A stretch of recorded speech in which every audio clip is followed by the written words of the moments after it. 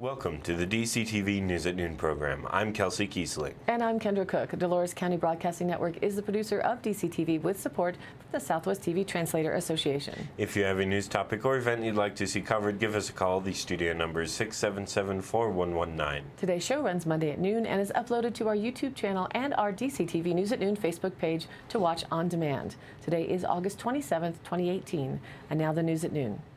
Reported by the Cortez Journal with a photo by Lewis Ariola Fire Department. A Lewis driver faces a DUI charge after a head-on collision with a loaded Montezuma County gravel truck west of Dolores on August 15th.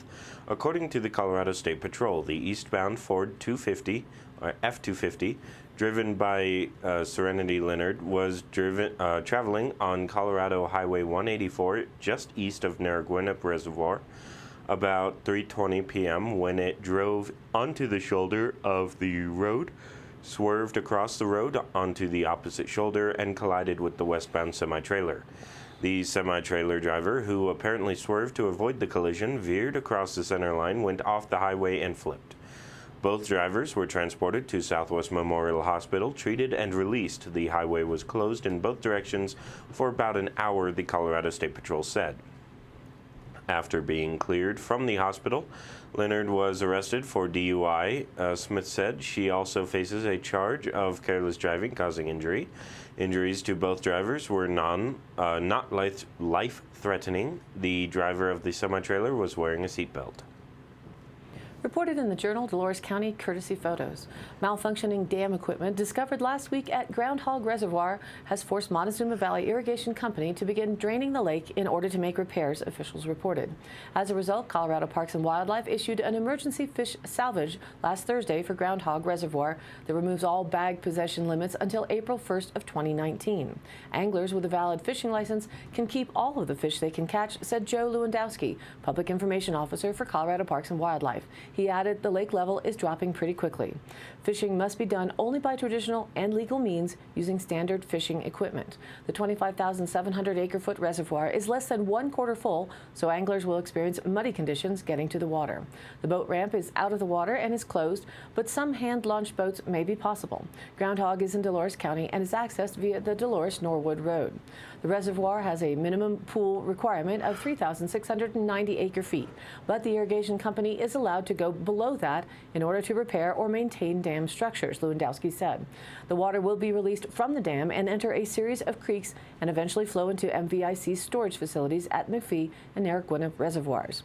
MVIC owns the lake, and it's also managed as a state wildlife area by Colorado Parks and Wildlife, which stocks it with sport fish.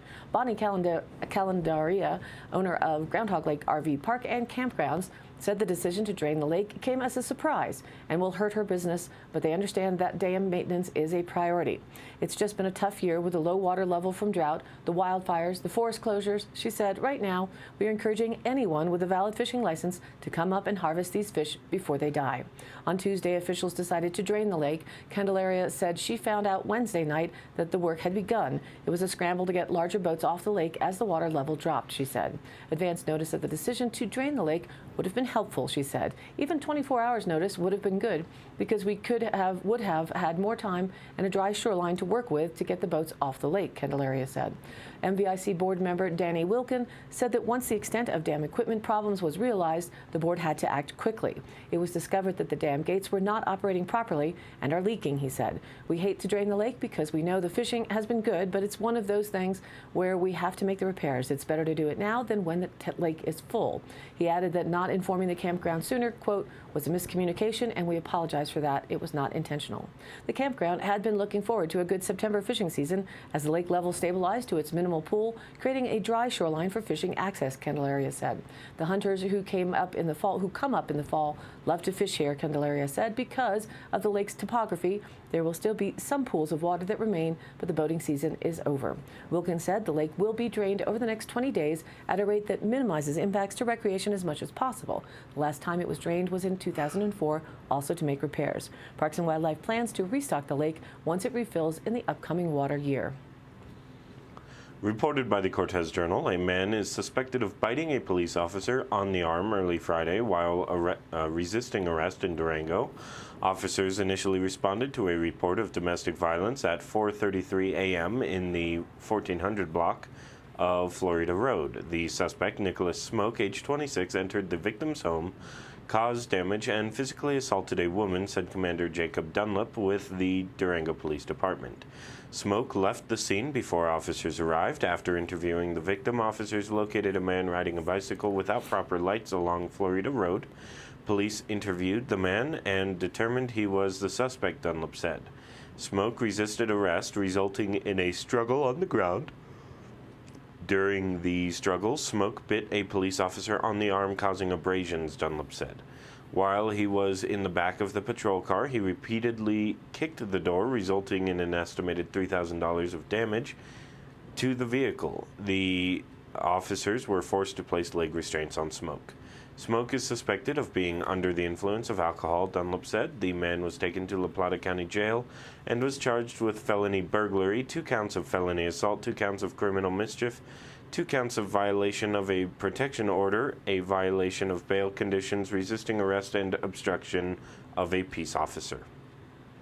Reported in the Journal, 2 incidents kept local emergency crews busy on Friday in Cortez. About 10 a.m., a fire alarm triggered an evacuation at Cortez Montezuma High School. More than 600 students and all the staff were safely evacuated outside, said Principal Jason Wayman. The alarm was triggered by smoke from a cooking class, he said, and there were no injuries or fire. The students returned to class after about 10 minutes. Quote, "We were actually planning a fire drill for later today, so staff and students were able to go through our procedures with a live incident," Wayman said. It went smoothly. Fire crews from the Cortez Fire Protection District responded to the incident and determined there was no threat. Later in the day, about 2 p.m., Montezuma County Sheriff deputies deployed spike strips on Colorado Highway 184 Friday afternoon to stop a northbound vehicle driven by a man reported to have threatened suicide and had a firearm, reported Montezuma County Sheriff Steve Nowlin. A concerned relative alerted law enforcement to the situation and described the vehicle and direction of travel, he said. When the man approached sheriff deputies and spike strips set up near Road 30, he stopped and met with officers, Nowlin said. He volunteered to be taken to Southwest Memorial Hospital for evaluation. Mental health services from Access Health System are being provided for this individual, he said. Traffic in both directions of the highway was delayed temporarily due to the incident. Reported by the Cortez Journal, the future of the Robert E. Denier Youth Services Center is uncertain after the state abruptly shut down the program Thursday afternoon. The Colorado Department of Human Services, which owns the facility, issued a suspension notice to Rite of Passage, the contractor that runs the detention center, citing inappropriate treatment of youth detainees. According to the order, the suspension was initiated partly in response to 2 physical encounters that occurred involving staff members and youth detainees. The state agency accused Rite of Passage of failing to maintain standards, making misleading or false statements or reports, failing to provide safe conditions for children, violating the Child Care Licensing Act, and substantial evidence that suggests employees at Denier committed acts of child abuse, according to the suspension order. Lori Hazanzadeh Oski, interim program director for Rite of Passage, said she was surprised by the suspension and is concerned for the 16 youth offenders who were transported to alternative locations across the state. She was particularly concerned for 3 juveniles who were enrolled in online college courses, saying she's unsure if they will be able to complete the courses, she wrote in an email to the Durango Herald. Following the suspension order, the state will file a notice of charges to revoke the license from Rite of Passage. If Rite of Passage appeals the suspension, the matter will be set for a hearing. There is no timetable for when a hearing would take place, a spokeswoman for Human Services wrote in an email to the Herald. A spokeswoman for Rite of Passage said the organization hadn't decided whether to file an appeal. In the meantime, the state said in an email that it is looking for a replacement program while Denier is closed. And now let's take a look at the weather. Let's look at the national weather map first. While summer heat remains the story across a large portion of the country, snow is in the forecast for tonight over the high elevations across the northern Rockies behind a cold front. Over the northern plains and to the upper Midwest, the cold front will also trigger areas of strong to severe thunderstorms, along with the possibility of flash flooding through this evening. Temperatures are expected to rebound into the 90s along the East Coast on Monday, as upper 90s to near 100s continue in Texas. Meanwhile, California will remain dry, with fire danger a lingering concern.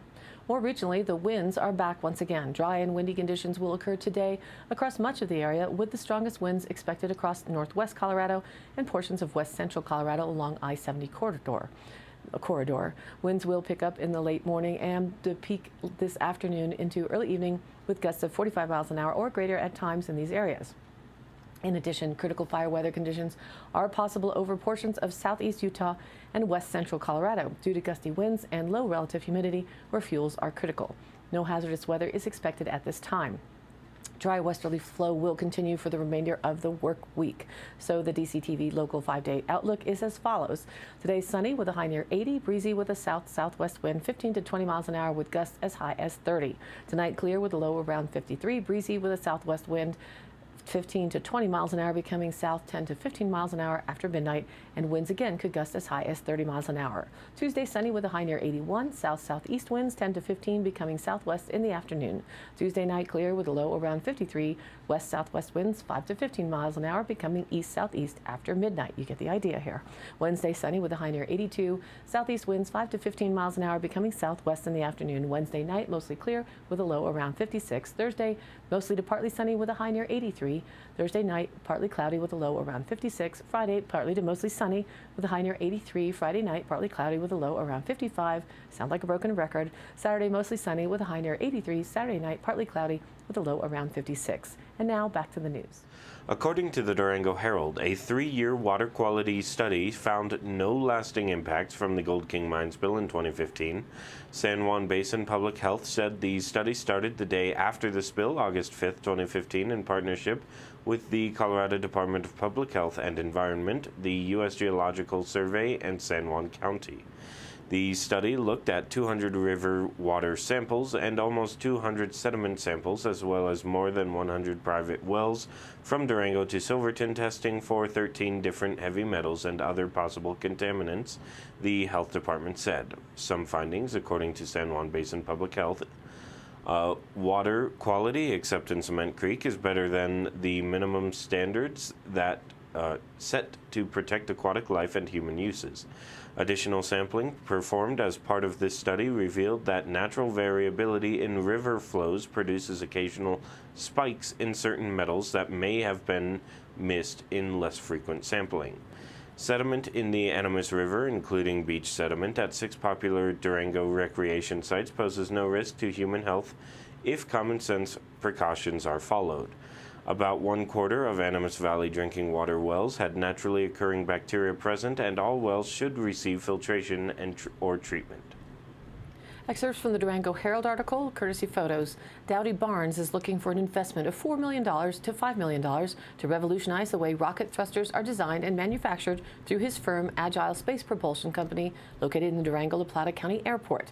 Janelle Syverson wants to franchise recipes for chocolates, jams, and other goodies from a business, the Choke Cherry Tree, that started in Pagosa Springs in 1999. Her goal is to create a retail experience so unique Amazon can't match it. She's looking for $50,000 to help her with marketing costs and to aid forming strategic alliances. The businesses may be diverse, but they have a couple of things in common. They're located in Southwest Colorado, and they're using the Southwest Colorado Accelerator Program for entrepreneurs to help to bring business ideas from startups to thriving job creators. Scape's recent 2018 Startup Showcase and Investor Social illustrated the wide range of entrepreneurial efforts now baking in the region's economic development oven. Scape's mission is to aid promising startups that will eventually help diversify the local economy by becoming national in scope, but they will continue to call Durango and other towns in Southwest Colorado home. Pitches were made to investors by 5 companies selected to participate in Scape's 2018 Business Accelerator Program. Over the course of 6 months, Scape provides mentoring, education, access to capital, and help with such things as marketing, financial projections, hiring plans, and refining investment pitches. The firms are initially selected based on their prospects for growth and their potential to diversify an economy too dependent on leisure tourism and natural gas. The selected companies also gain access to funding from the Scape Investment Fund Limited Partnerships, which provides money through a collaboration of public and private donors and is designed to provide risk capital to promising businesses in the region. Quote, all the selected firms have some traction with sales of a product or a product that is well developed, said Elizabeth Marsh, director of Scape.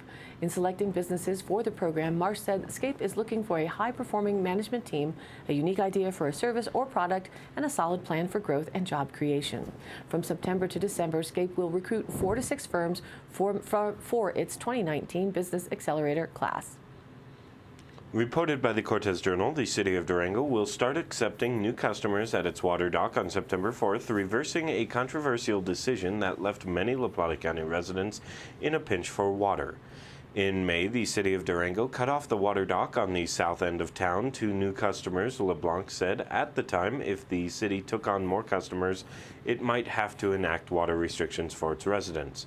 But many La Plata County residents in drier parts of the county were upset with the decision. They argued the City of Durango uses about $3.2 million to 3.9 million gallons of water a day, whereas the current 1,220 water dock customers use only about 3.8 million gallons of water a year. LeBlanc said Thursday the city's obligation is to serve residents in its water service area. With 24,242 customers, the city's water service area is the largest in the county. The second largest is Lake Durango with 2,800 customers, and the third largest is the Animas Water Company with 2,720 customers. But LeBlanc said, taking into account customers the city serves outside its service area, that number dwarfs both Lake Durango and Animas Water Company. The city has 1,200 customers at the water dock, an additional 200 customers outside the service area. At a rate of 2.3 per household, LeBlanc said that's about 3,200 people. Reported in the Durango Herald, courtesy photo, Purgatory Resort's new Inferno Mountain Coaster opened last Saturday just north of Lift 4 and the base area of the mountain. The new mountain roller coaster, created by the Aquatic Development Group, features 4,000 feet of track with a 300-foot vertical drop, 9 switchbacks, and 1 360-degree loop. Carts are able to hit a top speed of 25 miles an hour, and some sections of track are raised as high as 40 feet above the ground. The new Inferno Mountain Coaster is an absolute blast to ride, Elizabeth Howe, Purgatory Resort General Manager, said in a news release. This thrilling new ride zips you through aspen trees with twists and turns, revealing incredible views of the San Juan Mountains. After a rider gets to the top of an uphill section, crests the grade, and starts to descend, gravity takes hold and whisks the cart down the mountain as it twists and turns along the fixed track. A handbrake on each cart can be used to regulate speed on downhill sections of track, and a motorized pulley propels the cart up inclines. Riders can go as fast or as slow as they want. Rides cost $20. To ride alone, participants must be at least 9 years old and meet a 52-inch height requirement. Children 3 to 8 years old must ride with an adult. The name Inferno was inspired by Dante's Divine Comedy. The coaster will be open through the remainder of the summer and into the winter. For more information, visit them online at purgatoryresort.com. And now for the Dolores County Sheriff's Roundup for the week of August 20th through the 26th. A Rico resident reported the theft of a set of trophy elk antlers. Deputies are investigating. A company called stating that a horse had been cut by wire. An officer responded. A call was received that a child did not get off the school bus when and where the child was expected to. An officer responded and everything was okay. A report of a storage unit being broken into was taken and the case is under investigation. Smoke was reported off of Forest Service 514C. An officer was responding when Forest Service called stating they would check out the report. Report of multiple dogs being loud was taken and an officer responded. A resident called to report problem deer. The Division of Wildlife was contacted and took over the report. That concludes today's roundup. Stay tuned for continued updates. And today's High Canyon Country happenings. August 28th from 7 to 8 p.m., Grant Coffee presents Digitizing the Past, recent 3D modeling at Crow Canyon, sponsored by Crow Canyon Archaeological Center at 23390 Road K in Cortez. It's hosted by the Four Corners Lecture Series, which will host 7 more talks through October of this year. August 31st, Canyon Country Discovery Center presents Moons Around Other Planets from 8:30 to 10 p.m. in Monticello, Utah. Join them for a unique experience exploring the night sky. CCDC staff will be manning the 14-inch telescope, leading activities and facilitating discussions. The party will move to their indoors if there is inclement weather. Free for everyone. Hope everyone got to enjoy the full moon on Sunday. Quite something to transition from summer to the fall harvest season. And heading into Labor Day weekend, Sunday, September 2nd, from 2 to 5 p.m., it'll be the Motones playing at the Enterprise Bar and Grill in Rico, expecting blue sky and sunshine. Ride or drive or walk to beautiful Rico's Enterprise Bar and rock out with the Motones. And all of these happenings are posted on our DCTV News at Noon Facebook page, along with the YouTube replays, weather, original stories, and local posts. To share your event or information, contact us. It's dcbnnews@gmail.com or call the station 970-677-4119. Thanks for tuning in. News at Noon airs at noon Monday through Thursday and then is available online on our YouTube channel and our DCTV News at Noon Facebook page on demand. Please like us there on Facebook and join in on the news of our area. And of course, please share it with a friend. For Kendra Cook with DCTV and the News at Noon program out of Dove Creek, USA, I'm Kelsey Kiesling. Thanks for watching.